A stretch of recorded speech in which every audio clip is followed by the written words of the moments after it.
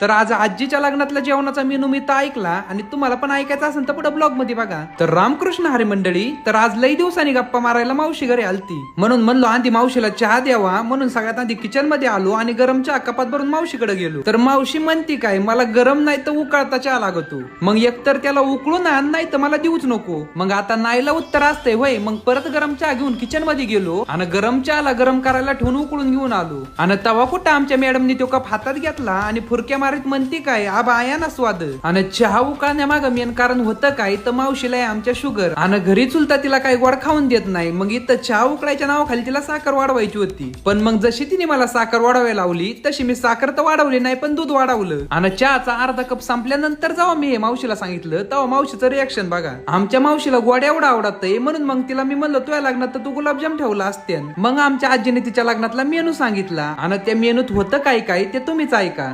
आमच्या